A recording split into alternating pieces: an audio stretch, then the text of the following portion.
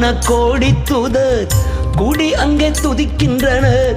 கோடான கோடி தூதர் குடி அங்கே துதிக்கின்றனர். பரிசுத்தரே என்று பாடி மகிழ்கின்றனர்.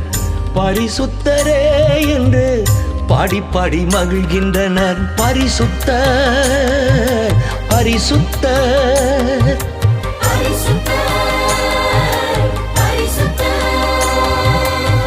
பரலோக தேவன் பரிசுத்தர்.